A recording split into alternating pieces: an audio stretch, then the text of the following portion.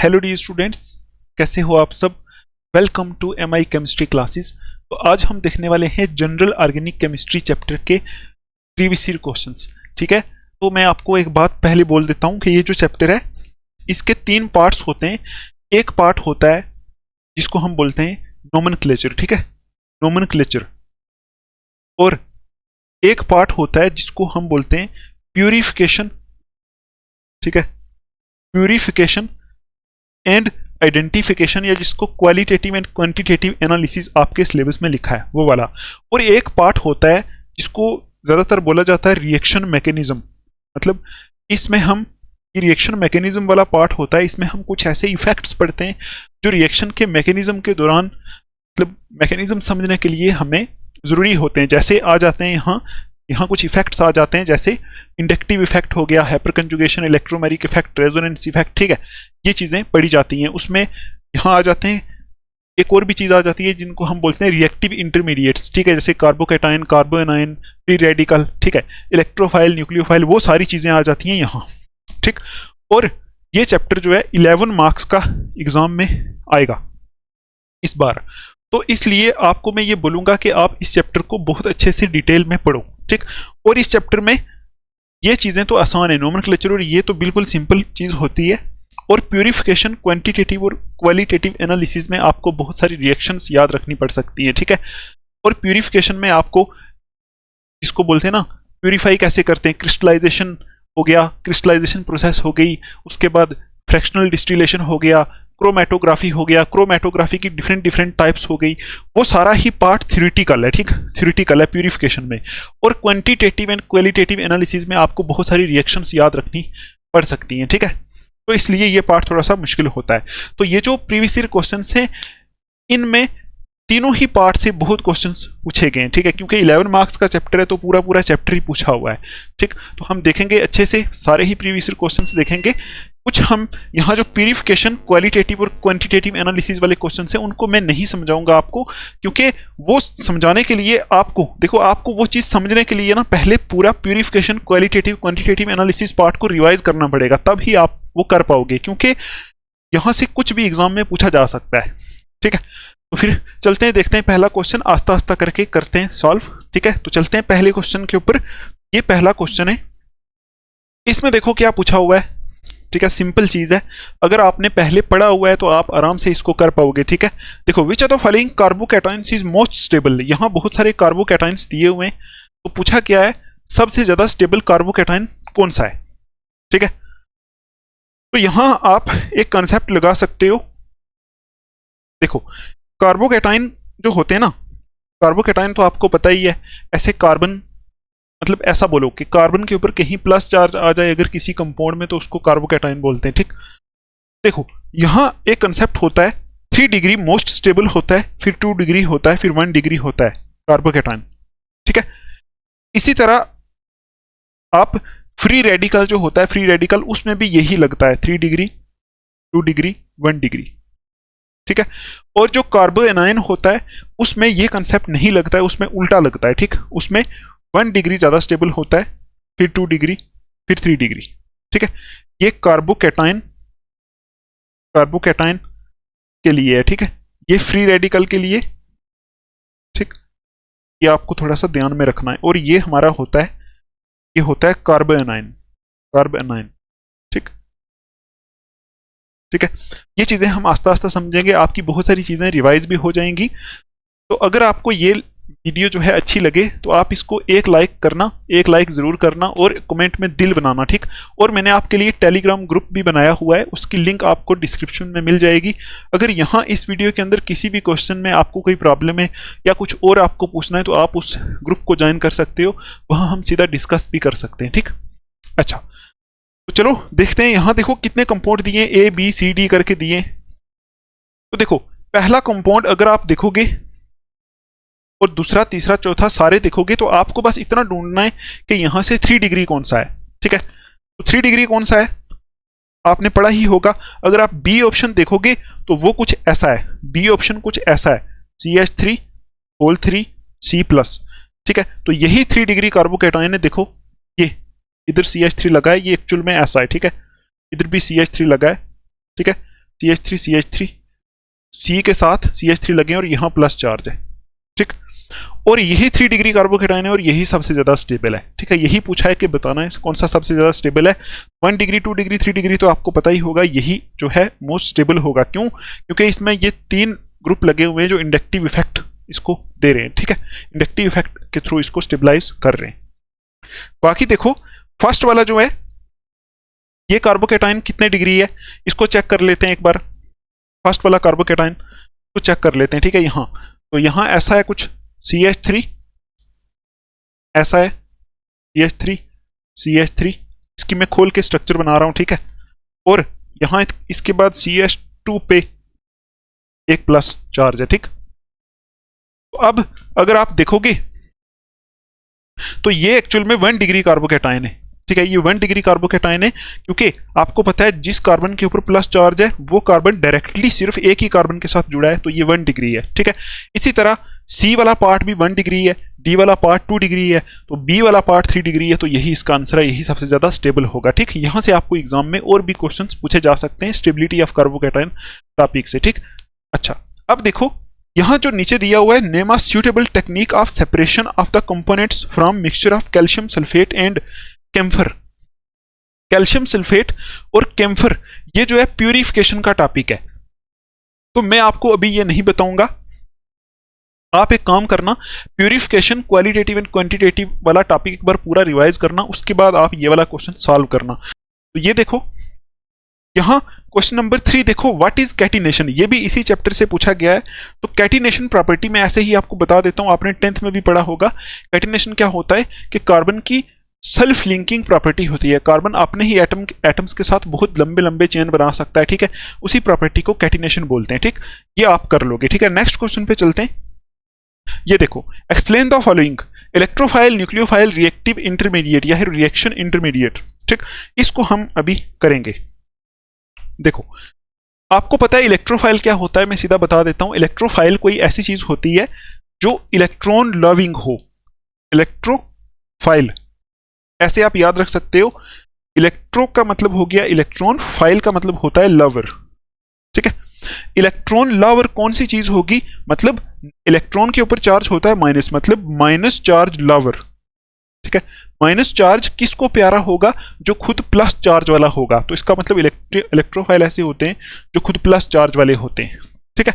इतना आप याद रख सकते हो, बाकी इसकी और भी एग्जांपल्स होती हैं, ठीक है। जिसको माइनस चार्ज पसंद हो, ठीक, तो इसमें प्लस चार्ज वाले भी हो सकते हैं। इसमें लीविस एसिड जैसे AlCl3 भी हो सकते हैं, क्योंकि इनमें ऑर्बिटल खाली होते हैं, इनको भी इलेक्ट्रॉन चाहिए होते हैं, ये भी इलेक्ट्रॉन अपने अंदर ले सकते हैं, मतलब इनको भी माइनस चार्ज पसंद होता है, ठीक है। प्लस चार्ज वाले जैसे Br+, ठीक है, Br+ हो गया, H+ हो गया, ठीक है। ये सारे जो होते हैं इलेक्ट्रोफाइल होते हैं, प्लस चार्ज वाले, इलेक्ट्रॉन लवर, ठीक। इसी तरह न्यूक्लियोफाइल क्या होते हैं, न्यूक्लियोफाइल होते हैं, देखो न्यूक्लियोफाइल, न्यूक्लियोफाइल आप बोलोगे, न्यूक्लियो का मतलब है न्यूक्लियस, ठीक है। न्यूक्लियस को प्लस चार्ज से हम रिप्रेजेंट करते हैं, न्यूक्लियस को। न्यूक्लियोफाइल का मतलब है न्यूक्लियस, और देखो न्यूक्लियोफाइल में न्यूक्लियो का मतलब है न्यूक्लियस, ठीक है। फाइल का मतलब है लवर, सिंपल, ठीक। तो फाइल का मतलब लवर, मतलब ये ऐसे होते हैं जिनको न्यूक्लियस पसंद होता है, मतलब प्लस चार्ज पसंद होता है। और जिसको प्लस चार्ज पसंद होता है वो खुद कैसे होंगे, वो माइनस चार्ज वाले होंगे।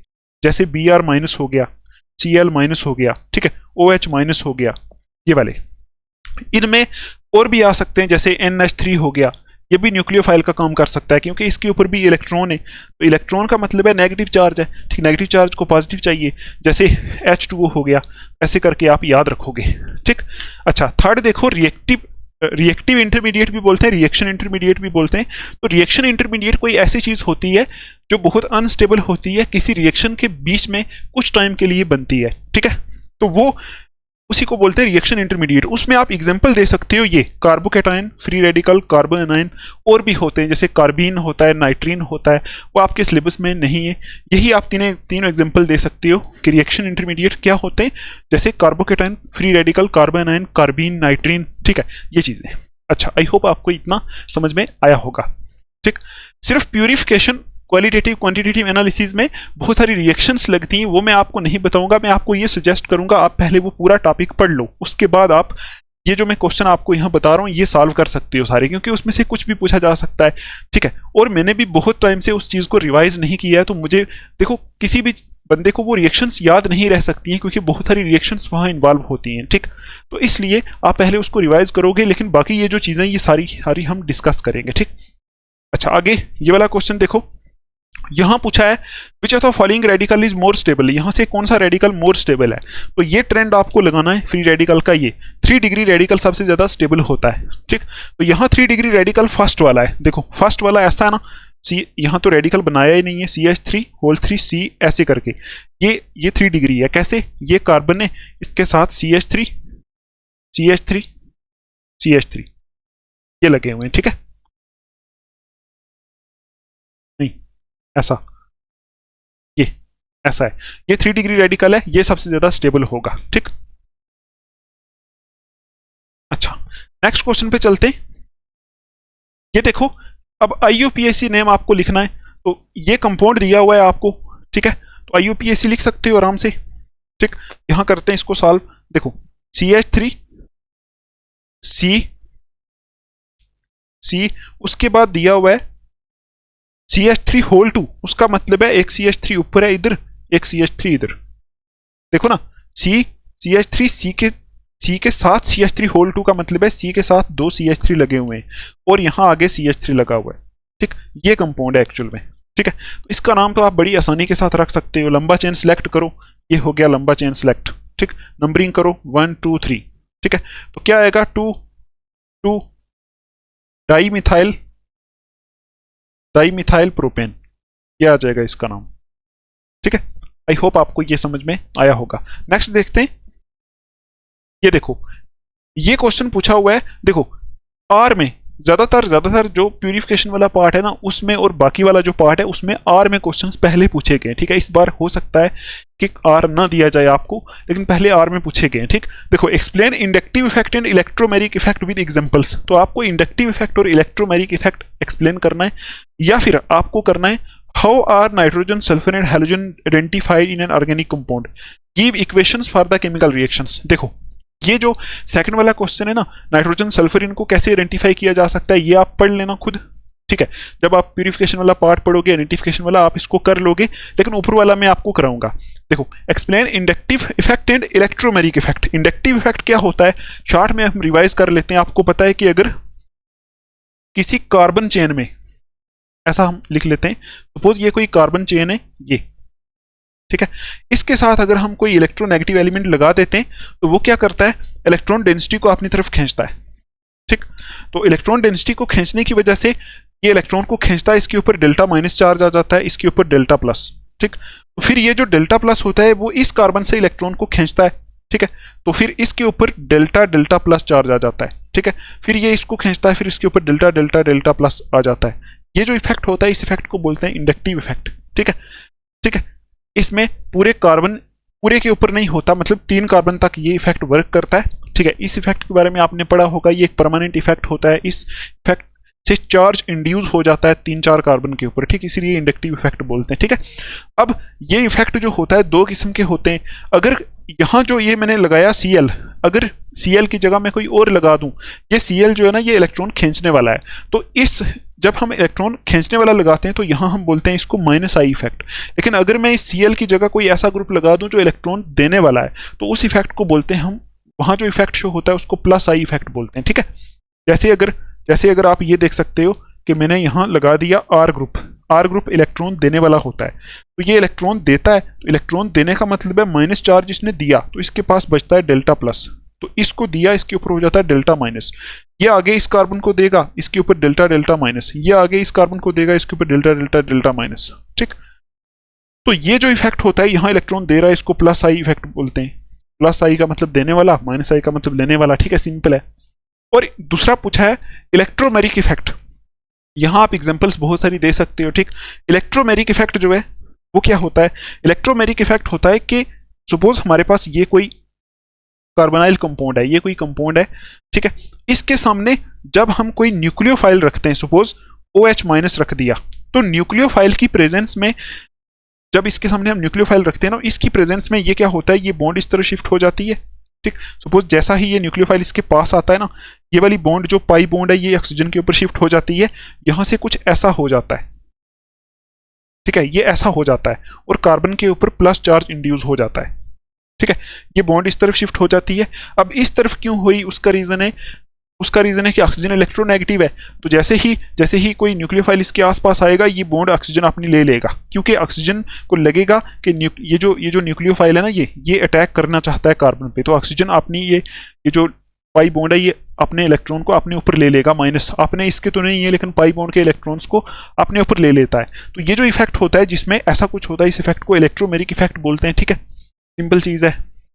अब डिटेल इसकी जो है वो आप पूरा साल पढ़ते हो, ठीक है, एक डिटेल में ऐसा हो सकता है कि एक इलेक्ट्रोमेरिक इफेक्ट में 1 घंटे का पढ़ाया जा सकता है डिटेल में अगर कोई पढ़ाए तो, ठीक, लेकिन अभी आपको सिर्फ क्वेश्चंस करने हैं। तो ये होता है इलेक्ट्रोमेरिक इफेक्ट। आपको याद रखना है कि ये जो इफेक्ट होता है इंडक्टिव इफेक्ट, ये परमानेंट होता है, ये टेम्परेरी होता है। तो जैसा ही ये जो न्यूक्लियोफाइल यहाँ आया, इसको अगर हम दूर करेंगे ना तो ये फिर से माइनस चार्ज इधर आ जाएगा, लेकिन जब न्यूक्लियोफाइल पास आएगा तो ये माइनस चार्ज ऑक्सीजन के ऊपर चला जाएगा, इसलिए ये इफेक्ट टेम्परेरी होता है। लेकिन इसमें ऐसा कुछ नहीं होता है, ये अगर एक बार क्लोरीन लग गया तो ये परमानेंटली इफेक्ट शो होना स्टार्ट हो जाएगा ऐसे कंपाउंड्स, ठीक है। अच्छा, तो आपको एग्जांपल्स देनी है, 2-3 कंपाउंड्स देके आप कर सकते हो, ठीक है। और दूसरा क्वेश्चन जो है उसके लिए आप आइडेंटिफिकेशन एंड प्यूरिफिकेशन वाला पार्ट एक बार देख लेना, ठीक। नेक्स्ट देखते हैं, ये देखो, explain the following giving examples. तो देखो एक्सप्लेन करना है आपको, फंक्शनल ग्रुप क्या होता है आपको पता ही है, इसमें कोई बताने वाली बात नहीं है। फंक्शनल ग्रुप है, जैसे आपको पता है कि कुछ ऐसे ग्रुप्स होते हैं जो एक कंपाउंड के अंदर एक पार्टिकुलर प्रॉपर्टीज शो कराते हैं, ठीक है। जैसे OH ग्रुप अगर लगा दें तो एल्कोहल्स बन जाते हैं, CHO लगा दें तो एल्डिहाइड्स बन जाते हैं, C double bond O group लगा दें तो कीटोन्स बन जाते हैं, इनको बोलते हैं फंक्शनल ग्रुप्स, ठीक। और homologous series and it's characteristics, homologous series क्या होता है आपने पढ़ा ही होगा कि कार्बन के कंपाउंड्स अगर CH2 यूनिट से कार्बन के कंपाउंड्स को अगर हम सेपरेट करें, ठीक है, CH2 यूनिट से, जैसे मतलब ऐसा बोलूं मैं, सपोज यहां ऐसे इधर बनाते हैं, ठीक, उधर जगह नहीं है, ये कर लेते हैं ना यहाँ क्वेश्चन। यहां देखो CH3 CH2 CH2 CH3 ये एक कंपाउंड है, फिर CH3 CH2 CH2 CH3 ये एक कंपाउंड है, ठीक है। इसी के साथ एक और कंपाउंड लेते हैं, CH3 CH2 CH2 CH2 CH3 ये 3 कंपाउंड अगर हम लें, मैं तो आपको बस रिवाइज करा रहा हूं, ठीक है, डिटेल में नहीं। तो यहां देखो इधर ये CH3 है, ये CH3 है, ठीक, बीच में एक CH2 है। इस कंपाउंड को देखो, इधर वही सेम CH3 है, CH3 है, बीच में ये दोनों भी कॉमन है, एक CH2 ऐड हो गया। इसमें देखो यहाँ एक CH2 था, यहाँ 2 CH2 है, यहाँ बीच में 3 CH2 है। तो ये ओवरऑल क्या हो रहा है, ये सीरीज चल रहा है, 1 2 3 ऐसे करके सीरीज चल रहा है। तो इन सीरीज में डिफरेंस किसका है, CH2 यूनिट्स का, ठीक। इसमें एक CH2 है, इसमें 2 CH2 है, इसमें 3 CH2 है, तीनों में डिफरेंस CH2 का है।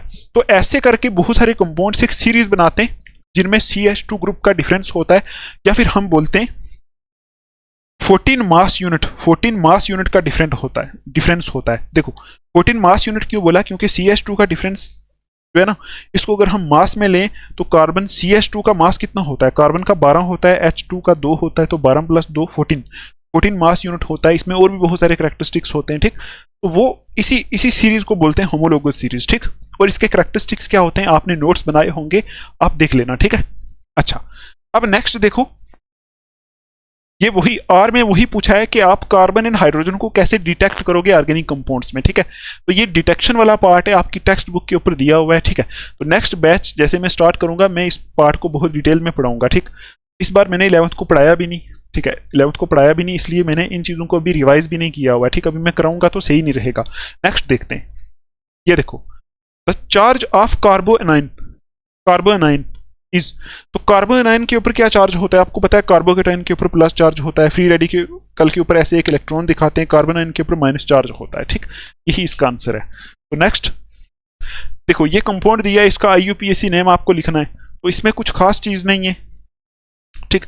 तो इसको यहां हम सॉल्व करने की कोशिश करते हैं। देखो ये दिया हुआ है ना, CH3 CH3 ऐसा है, ठीक, और डबल बॉन्ड CH2 दिया है, डबल बॉन्ड CH2। तो इसको आप क्या करो, नंबरिंग करो पहले। आपको पता है डबल बॉन्ड है तो यहां से नंबरिंग होगी, एल्कीन पार्ट से है, ठीक है। 3 तो 2 मिथाइल है, ठीक है।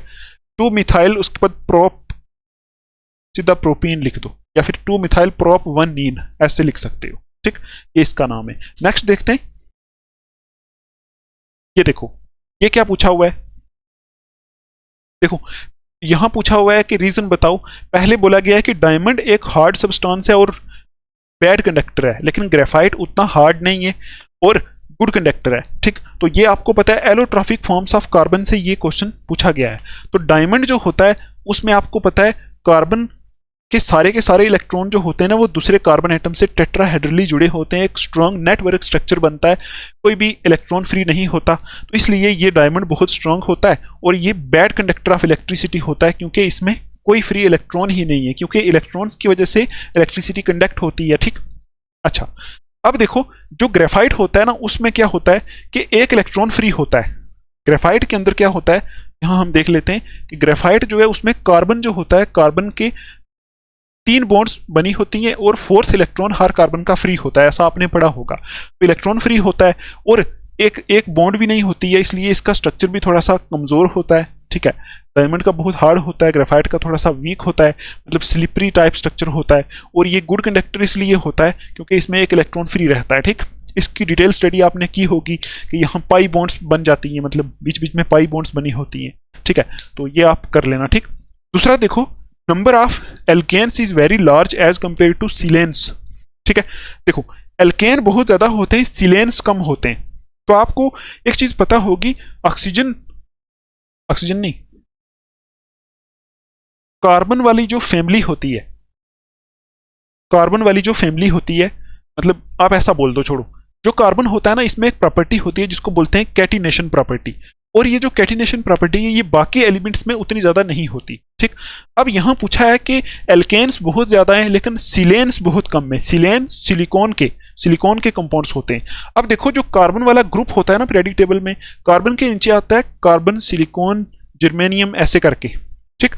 और कैटिनेशन प्रॉपर्टी कार्बन की सबसे ज्यादा है, सिलिकॉन की कम में, ठीक। तो अब यहां पूछा है कि जो एल्केन से बहुत ज्यादा होते हैं, अब आपको पता है एल्केन्स किसके होते हैं, कार्बन के कंपाउंड्स। तो कार्बन के कंपाउंड एल्केन तो ज्यादा होंगे ही, क्यों, क्योंकि कार्बन के पास कैटिनेशन प्रॉपर्टी है, आपने ही कार्बन को जोड़ने की बहुत ज्यादा प्रॉपर्टी है, कैटिनेशन प्रॉपर्टी है। लेकिन सिलेन्स कम इसलिए क्योंकि सिलेन्स में कैटिनेशन प्रॉपर्टी, सिलेन में देखो, सिलेन जो लिखा है सिलेन में होता है सिलिकॉन, ठीक है। तो सिलिकॉन में कैटिनेशन प्रॉपर्टी उतनी ज्यादा नहीं होती, इसलिए सिलेन्स कम होते हैं, एल्केन्स ज्यादा होते हैं, ठीक है। कार्बन देखो ना, कार्बन के ही ग्रुप में सिलिकॉन आता है लेकिन कार्बन की कैटिनेशन प्रॉपर्टी सबसे ज्यादा है, ठीक। ये इसका रीजन है। नेक्स्ट देखते हैं, ये क्या है,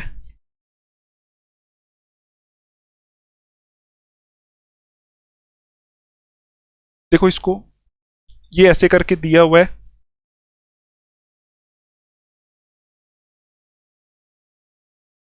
ये देखो ऐसा क्वेश्चन भी आपको एग्जाम में पूछा जा सकता है, ठीक।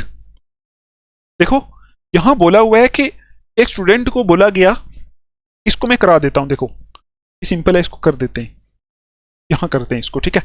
देखो यहां पूछा क्या है, अगर आप इसको पढ़ोगे सही से तो यहां पूछा है, a student was asked by his teacher to separate an impure sample of sulphur containing sand as impurity. तो यहां बोला हुआ है सल्फर प्लस उसमें सैंड इम्प्योरिटी है, मतलब सल्फर और सैंड मिक्स हुए हैं। तो स्टूडेंट को बोला गया है कि आप सल्फर को सैंड से मिक्स करो, मतलब सल्फर को सैंड से अलग करो, सेपरेट करो।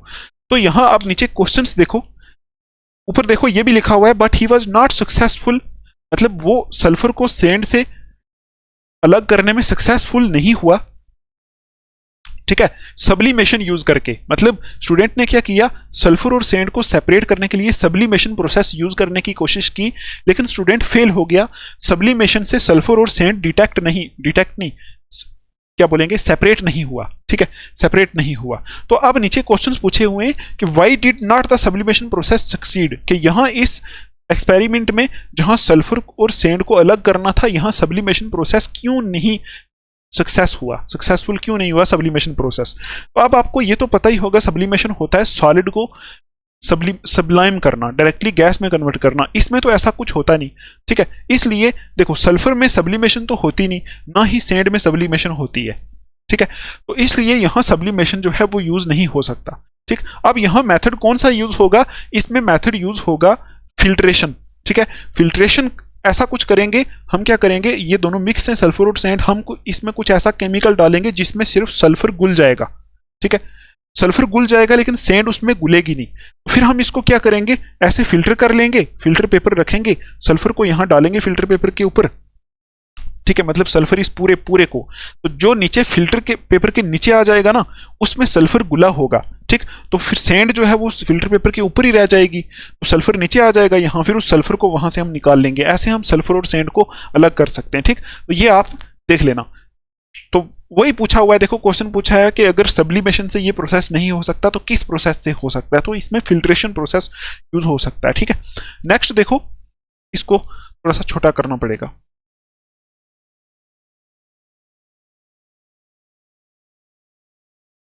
अब देखो यहां आर में पूछा है व्हाट आर कार्बन आयंस, ठीक। How are they classified, give their order of stability. तो बिल्कुल सिंपल है, कार्बन आयंस क्या होते हैं, ठीक है। कार्बन आयंस क्या होते हैं, इनकी क्लासिफिकेशन क्या होती है और इनकी स्टेबिलिटी बताओ। तो आपको पता है, आपको एक चीज पता होनी चाहिए कि एक काम करते हैं, इसको साफ कर लेते हैं फिर आगे चलते हैं, ठीक है। अब देखो यहां जो क्वेश्चन पूछा है कार्बन आयंस क्या होते हैं, तो कार्बन जो है ना, इसके ऊपर अगर कहीं माइनस चार्ज आपको दिख जाए, ऐसे कंपाउंड्स को बोलते हैं कार्बन आयन, ठीक। एनायन का मतलब माइनस चार्ज। दूसरा पूछा है क्लासिफिकेशन, तो क्लासिफिकेशन वही होती है, प्राइमरी सेकेंडरी टर्शरी होते हैं। तो अगर हम यहां बना लें तो ये प्राइमरी, ये 1 डिग्री कार्बन एनायन है, ठीक है। 2 डिग्री कैसे बनाएंगे, CH2, मतलब ऐसे बना लो, मतलब CH3 यहां लगा दो, CH3 यहां लगा दो, यहां H लगा के ऐसे कर लो, रुको, ठीक। देखो यहां H लगा दो, यहां माइनस चार्ज लगा दो, ये 2 डिग्री है। 1 डिग्री 2 डिग्री तो आपको पता ही होगा। 3 डिग्री कैसे बनाते हैं, ऐसे CH3 CH3 CH3, ठीक। ये अब आपको बताना है तीनों में से ज्यादा स्टेबल कौन सा है, मैंने आपको पहले ही बता दिया था। अब देखो आपको इसके ऊपर देखो नेगेटिव चार्ज है, जहां नेगेटिव चार्ज स्टेबलाइज है वो कार्बन आयन स्टेबल होगा। देखो इसमें इंडक्टिव इफेक्ट CH3 लगा रहा है, इसमें भी CH3 इंडक्टिव इफेक्ट लगा रहा है, इसमें भी ये तीनों इंडक्टिव इफेक्ट लगा रहे हैं, ठीक। तो अब आप ये देखो, इंडक्टिव इफेक्ट लगाने का मतलब है ये इलेक्ट्रॉन दे रहा है, ये CH3 इलेक्ट्रॉन दे रहा है, इस कार्बन के पास पहले से ही इलेक्ट्रॉन है, ऊपर से ये और इलेक्ट्रॉन दे रहा है, ठीक। तो अब देखो यहां और इलेक्ट्रॉन दे रहा है, इसका मतलब ये CH3 इस कार्बन आयन को, इस C के ऊपर माइनस चार्ज को डिस्टेबलाइज कर रहा है, क्योंकि कार्बन के ऊपर पहले से ही माइनस चार्ज है, उसको और इलेक्ट्रॉन मिल रहे हैं, मतलब और माइनस मिल रहा है, तो डिस्टेबलाइज हो रहा है।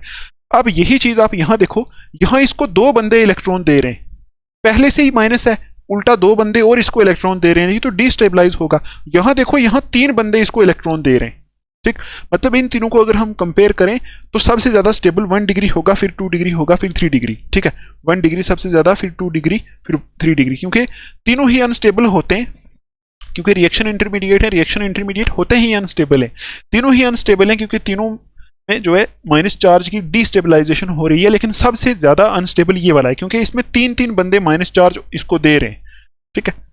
आई समझ आपको, तो ये इसका आंसर है। नेक्स्ट देखते हैं, ये देखो ये कंपाउंड है, इसका IUPAC नेम लिखना है, ये मैं नहीं कराऊंगा, आपको लिख सकते हो आराम से, एल्कीन वाले पार्ट से आया है, ठीक, ठीक है। तो नंबरिंग करनी है, नंबरिंग यहां इस तरफ से होगी, ठीक है, इस तरफ से, यहां से, ठीक, यहां से नंबरिंग होगी, इधर से नहीं होगी, इस तरफ से होगी, ठीक। नेक्स्ट देखते हैं, ये देखो ये भी वही है, इसमें आप कर सकते हो।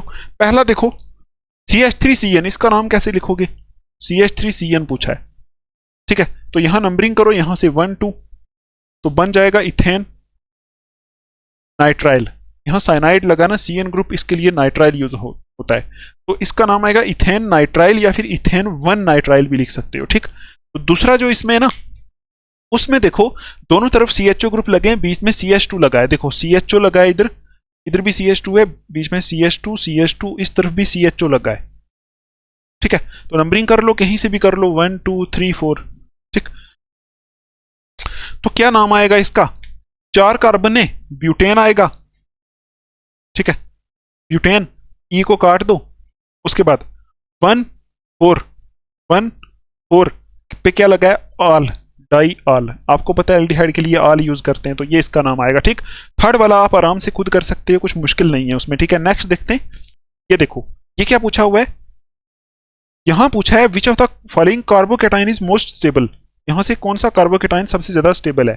तो आपको कुछ भी नहीं करना, यहां सीधा सीधा आपको 3 डिग्री कार्बोकेटाइन ढूंढना है, उसको टिक कर लेना है। ठीक, 3 डिग्री इसमें बी ऑप्शन है। ठीक, यही सबसे ज्यादा स्टेबल होगा। बाकी देखो, सी वाला 2 डिग्री है, डी वाला 1 डिग्री है। ठीक, ठीक है, इसका बी ऑप्शन होगा। नेक्स्ट देखते हैं, इसको थोड़ा छोटा कर लेते हैं। ठीक, अब देखते हैं हम नेक्स्ट। ये देखो, नेक्स्ट क्वेश्चन ये वाला है। यहां देखो पूछा है इंडक्टिव इफेक्ट। तो इंडक्टिव इफेक्ट में आपको मैंने पहले ही बता दिया। देखो, explain what do you understand by inductive effect. तो यहां पूछा है कि एक्सप्लेन करो इंडक्टिव इफेक्ट का क्या मतलब है। ठीक, तो देखो, inductive effect is a permanent. ये देखो, ये क्या पूछा है? ए और बी दोनों पार्ट है ना। यहां पहला पूछा है explain what do you understand by inductive effect. Inductive effect क्या होता है ये बताओ।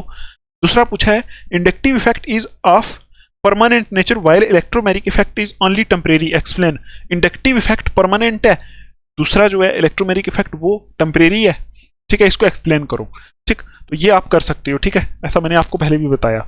उसके बाद देखो, name the different chromatographic techniques. ये जो क्वेश्चन है इसमें आपको क्रोमेटोग्राफी जो है वो पूरा पढ़ना पड़ेगा, उसके बाद ही आप इसको कर सकते हो। Describe in detail adsorption chromatography. Adsorption chromatography भी इसकी एक टाइप होगी, उसको भी आप यहाँ जब क्रोमेटोग्राफी को पढ़ोगे तो एड्सॉर्प्शन क्रोमेटोग्राफी भी आप आराम से कर सकते हो। ठीक, नेक्स्ट देखते हैं।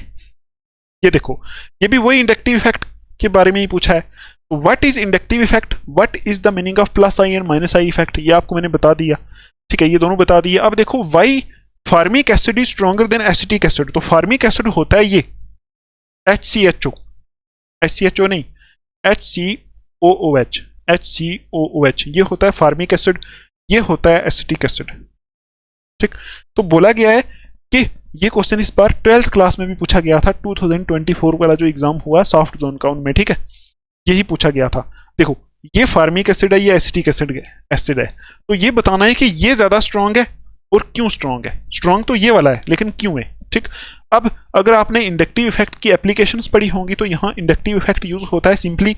इसकी अगर आप स्ट्रक्चर ड्रा करोगे, HC डबल बॉन्ड OH ये होती है। इसकी स्ट्रक्चर ड्रा करोगे, CH3C डबल बॉन्ड OH ये होती है इसकी स्ट्रक्चर। ठीक, अब यहां से ही आपको एक चीज समझ में आ जानी चाहिए, वो है कि इस चीज का मतलब ये जो दोनों चीजें लिखी है, ये जब एसिड का काम करेंगी तब ये क्या करेंगी, तब ये H+ को निकालेंगी।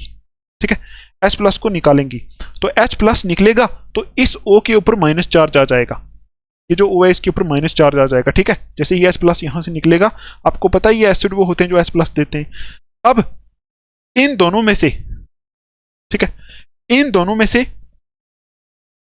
जिसका माइनस चार्ज ज्यादा स्टेबल होगा, इन दोनों में से 1 और 2 में से जिसके ऊपर माइनस चार्ज ज्यादा स्टेबल होगा, उसके करस्पॉन्डिंग हम बोलेंगे वो जो होगा वो स्ट्रॉन्ग एसिड होगा।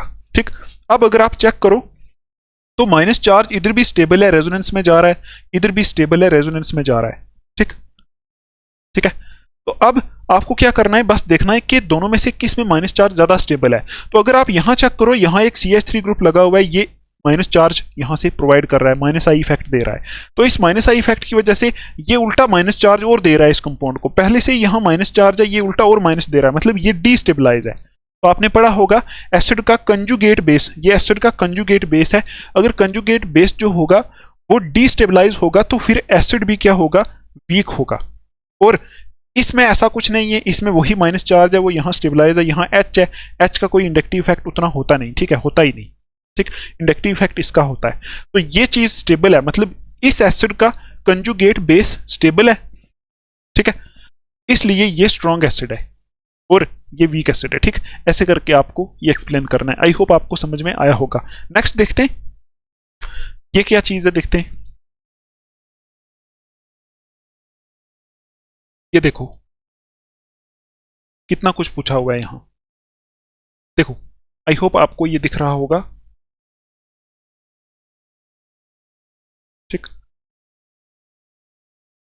अब देखो एक्सप्लेन द फॉलोइंग क्वेश्चन। देखो ऊपर बोला गया explain the following electrophile, nucleophile, reaction intermediate, inductive effect, electromeric effect. ये सारे ही मैंने आपको करा दिए, ठीक है, पहले ही समझा दिए। ठीक, उसके बाद देखो आईयूपीएससी नेम्स पूछे हुए हैं।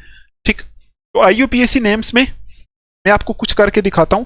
जैसे पहला पहला देखो CH3CO CH2 ऐसा है, CH3 C double bond O CH2 CHO ऐसा है ना पहला। ठीक है, ऐसा ही है C double bond O CH2 CHO। तो अब यहाँ इसमें दो फंक्शनल ग्रुप लगे हुए हैं, आपको पता है। ठीक है, दो फंक्शनल ग्रुप लगे हैं, दो फंक्शनल ग्रुप लगे हैं, तो प्रायोरिटी चेक करते हैं। तो प्रायोरिटी यहाँ एल्डिहाइड की ज्यादा होती है, तो जहां जिसकी प्रायोरिटी ज्यादा वहां से ही नंबरिंग होगी। ठीक, ये हमने नंबरिंग कर दी।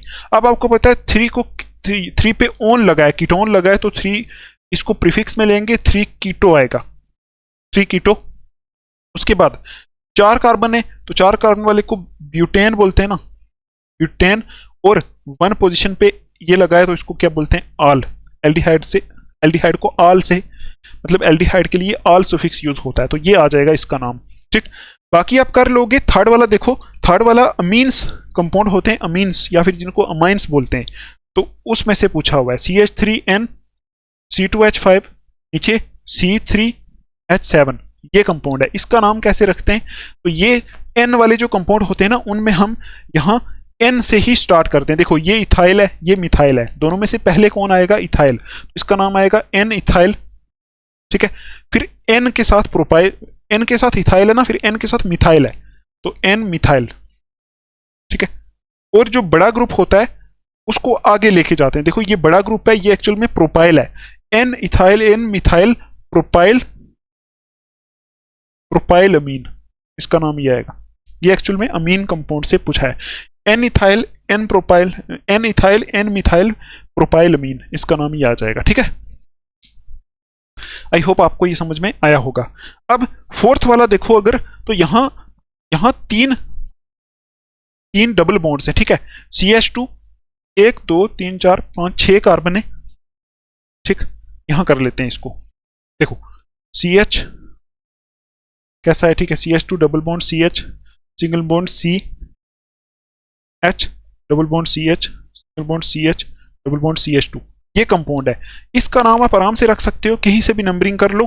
ठीक, तो 1 2 3 4 5 6, 6 कार्बन वाले को बोलते हैं हेक्स, हेक्स। और यहां इन देखो 1, लेकिन इसमें एक कंसेप्ट लगता है कि अगर 2 से ज्यादा डबल बॉन्ड हो ना तो हेक्सा लगता है, तो हेक्सा नाम आएगा इसका। ठीक है, हेक्सा 1 3 5 1 3 5 ट्राई इन, ये इसका नाम आ जाएगा। ठीक है, हेक्सा वर्ड यूज हो, बाकी आप कर ही लोगे। ठीक है, बाकी इसमें नोमेनक्लेचर जो के क्वेश्चन से आप ट्राई करो, आप कर लोगे। नेक्स्ट देखते हैं, ये देखो, ये भी एल्कीन का नोमेनक्लेचर पूछा हुआ है, क्या करते हैं इसको। ठीक, ये भी आप कर सकते हो आराम से, इसमें कुछ मुश्किल नहीं है। इस तरफ से नंबरिंग होगी, यहां से इस तरफ से। ठीक, क्योंकि इस तरफ डबल बॉन्ड भी है और साथ में Cl भी लगा है, यहां से नंबरिंग होगी।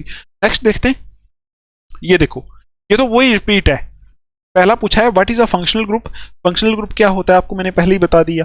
उसके बाद देखो right the functional groups of alcohol and carboxylic acid. Alcohol functional group होता है OH, कार्बोक्सिलिक एसिड आपको पता है COOH होता है। ठीक है, ये होता है। ठीक, व्हाट इज होमोलोगस सीरीज, वही जो मैंने आपको पहले बताया होमोलोगस सीरीज, ये बहुत बार पूछा हुआ है।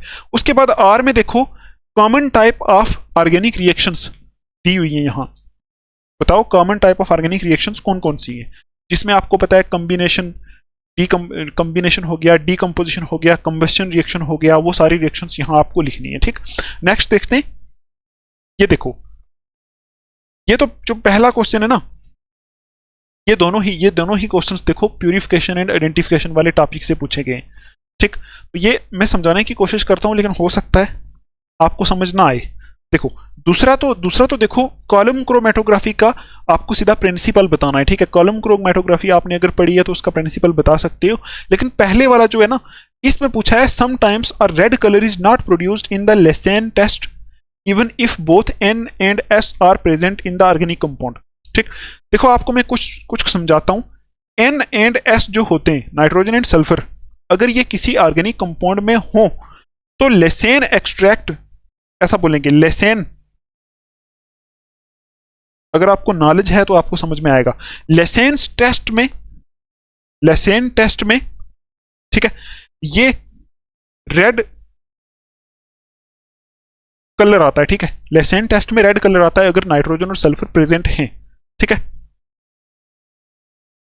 लेकिन यहां बोला गया है sometimes red colour is not produced, लेकिन कभी कभी ऐसा भी होता है कि रेड कलर प्रोड्यूस नहीं होता लेसेन टेस्ट में, अगर नाइट्रोजन और सल्फर प्रेजेंट हैं फिर भी रेड कलर प्रोड्यूस नहीं होता, ठीक है। बताओ क्यों नहीं होता, ठीक। तो इसमें रिएक्शंस लगती हैं, देखो मैं आपको बताता हूं थोड़ा सा, ठीक है। आपने अगर पढ़ा है तो आपको पता होगा, यहां सोडियम का यूज हम करते हैं, ठीक, ऐसे सोडियम डालते हैं प्लस कार्बन, जैसे मैं नेक्स्ट बैच को पढ़ाऊंगा तो फिर उस टाइम डिटेल में तब आप होंगे नहीं, ठीक है। आई होप आपने ये पढ़ा होगा, nitrogen carbon plus, nitrogen plus sulphur, ये जब हम मिक्स करते हैं, मतलब ये कार्बन का कोई कंपाउंड है उसमें नाइट्रोजन और सल्फर हैं, प्रेजेंट हैं, प्लस हम इसकी रिएक्शन करते हैं सोडियम के साथ, तो यूजुअली क्या होता है, सोडियम के साथ रिएक्ट कराते हैं, मतलब इन तीनों को मिक्स करके हम हीट करते हैं, तो ये फ्यूज हो जाते हैं, फ्यूज होने से बन जाता है Na, इसको बोलते हैं, फ्यूज होने से जो बनता है ना NaCNS, NaCNS बनता है, ठीक है, फ्यूज होने से NaCNS बनता है, और ये जो NaCNS होता है इसको बोलते हैं सोडियम थायोसाइनेट, ठीक है, इसको बोलते हैं सोडियम थायोसाइनेट, ये बोलते हैं साइनेट, सोडियम थायोसाइनेट। अब फिर हम क्या करते हैं, जैसे ही हमें डिटेक्ट करना होता है कि नाइट्रोजन सल्फर प्रेजेंट है कि नहीं, तो पहले हम क्या करते हैं, उनको उस कंपाउंड को जिसमें नाइट्रोजन और सल्फर हमें लग रहा है कि प्रेजेंट है, उसको सोडियम के साथ मिक्स करके पहले फ्यूज करते हैं, ये बनता है, ठीक। जब ये बनता है ना NaCNS, उसके बाद हम क्या करते हैं, जब ये बनता है उसके बाद हम इसमें डालते हैं FeCl3, मैं यहां लिख देता हूं, इसमें NaCNS जो होता है ना, जब ये बनता है ना NaCNS, इसमें हम डालते हैं FeCl3, तो यहां कंपाउंड आगे कुछ और कंपाउंड बनता है, और वो कंपाउंड कौन सा होता है, वो कंपाउंड होता है FeSCN, यहां बनता है FeSCN3, दिख रहा है आपको, और ये जो कंपाउंड होता है ये होता है रेड कलर का, रेड कलर आता है यहां से, ठीक। तो अगर देखो, अगर ये कंपाउंड बनेगा तो रेड कलर आएगा, तो अगर रेड कलर आया तो किस वजह से आया, वो इस कंपाउंड के बनने की वजह से आया। लेकिन कभी कभी ऐसा होता है कि देखो ये कंपाउंड कैसे बन सकता है, अगर ये प्रेजेंट होगा, अगर ये प्रेजेंट होगा, तो कभी कभी ऐसा होता है कि एक्सेस ऑफ सोडियम में ये चीज, ये वाला जो होता है ये डिकम्पोज हो जाता है, तो ये रहता ही नहीं, इसलिए रेड कलर नहीं आता। अगर ये नहीं रहेगा, मतलब ये नहीं रहेगा, तो उसमें FeCl3 डालोगे, ये भी नहीं बनेगा, ठीक, तो ये नहीं बनेगा तो रेड कलर नहीं आएगा। कभी कभी ऐसा होता है कि NaCNS डिकम्पोज हो जाता है, ठीक, बस यही इसका रीजन है और कुछ नहीं है, ठीक है। तो आप बोलोगे कभी कभी ऐसा होता है कि जो NaCNS है ना, NaCNS, ये एक्सेस सोडियम के साथ रिएक्ट करके NaCN बना लेता है, ठीक, NaCN बना लेता है, ठीक है, प्लस Na2S बना लेता है, NaCN प्लस Na2S, ठीक।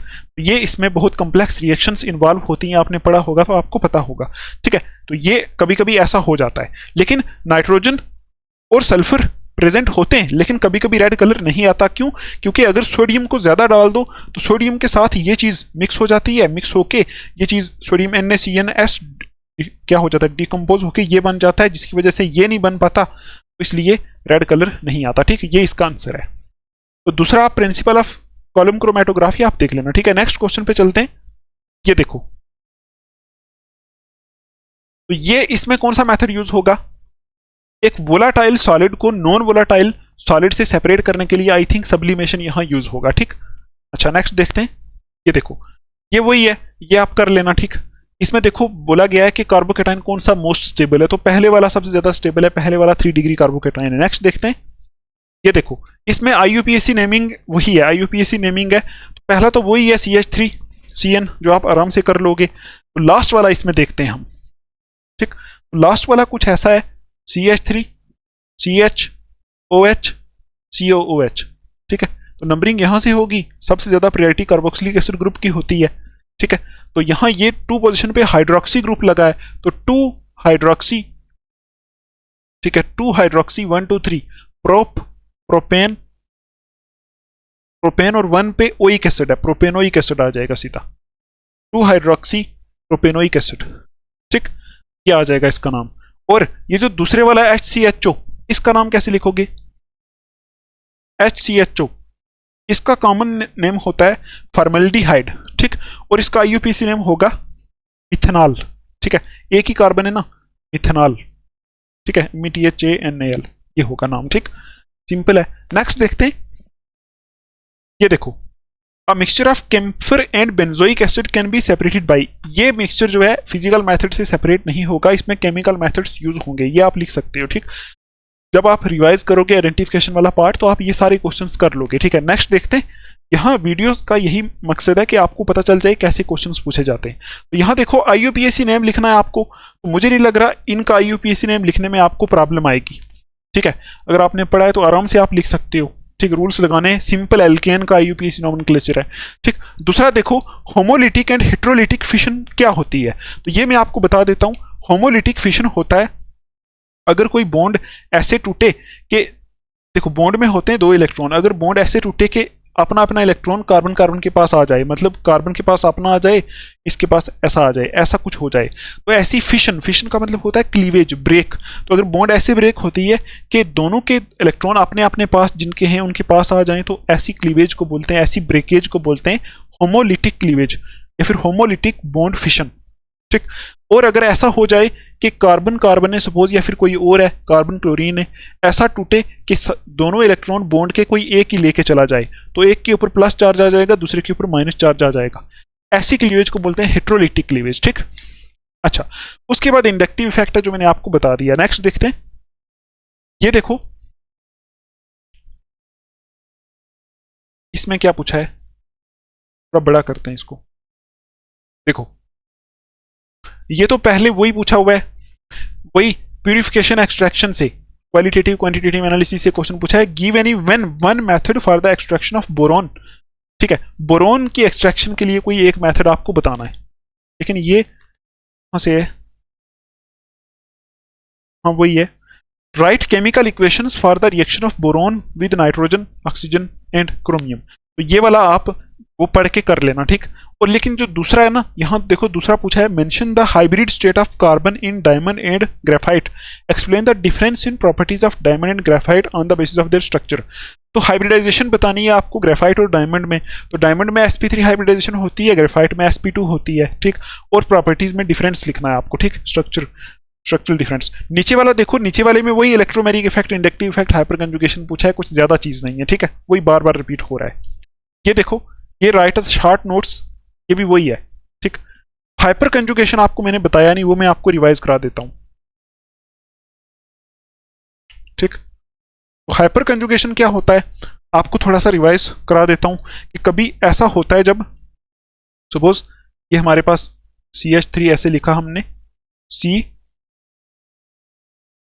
Double bond CH double bond CH2, अगर कहीं ऐसा कोई कंपाउंड हो तो उस टाइम क्या होता है कि ये वाली जो बॉन्ड है वो यहां आ जाती है, ये बॉन्ड यहां चली जाती है, ठीक।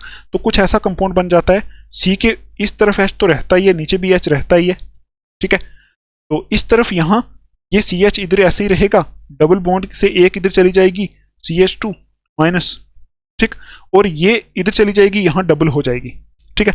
और ये H से बॉन्ड इधर चली जाती है, तो यहाँ H ऊपर रहता है, H के ऊपर प्लस चार्ज होता है। तो ऐसे आपने पढ़ा होगा, ऐसे करके स्ट्रक्चर्स बनती हैं, ऐसे जो स्ट्रक्चर्स होती हैं इनको बोलते हैं, ये हाइपर कंजुगेशन होती है, ठीक है। और इसकी डिटेल आपने पढ़ी ही है।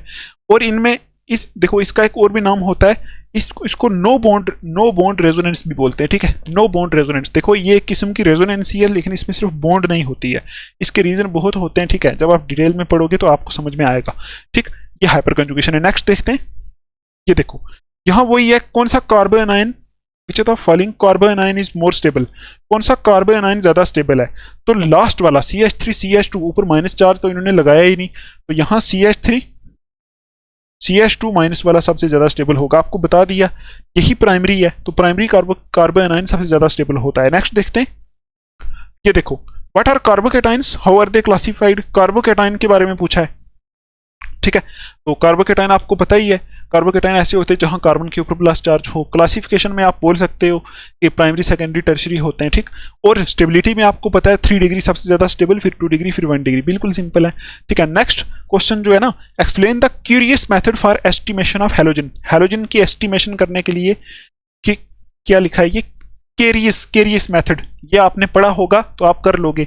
अगर आप एग्जाम में जाते टाइम ये प्यूरिफिकेशन क्वालिटेटिव एनालिसिस वाले पार्ट को छोड़ भी देते हो तब भी आपके मार्क्स अच्छे आएंगे, क्योंकि अब 11 मार्क्स का चैप्टर है, हो सकता है 2-3 मार्क्स का क्वालिटेटिव एनालिसिस से आ जाए, बाकी दूसरा ही आ जाए। ठीक है, तो वैसा भी हो सकता है। ठीक है, नेक्स्ट देखते हैं, बस खत्म हो गए क्वेश्चंस। ठीक, तो ये जो वीडियो थी इसमें मैंने कुछ क्वेश्चंस नहीं कराए, तो अगर आपको वो क्वेश्चंस भी समझने, ठीक है, अगर आपको वो भी करने तो आप मुझे टेलीग्राम पे जो है मैसेज कर सकते हो। ठीक है, तो वहां मैं आपको फिर बता दूंगा जिन जिन को वो भी समझना है। ठीक है, तो अगर कोई और भी प्रॉब्लम आएगी वो भी हम वहां डिस्कस कर सकते हैं। ठीक है, और फिर ये वीडियो यहाँ तक ही रहेगी, हम फिर मिलेंगे नेक्स्ट वीडियो में, वहां हम करेंगे हाइड्रोकार्बन्स के। ठीक है, हाइड्रोकार्बन्स के PYQs।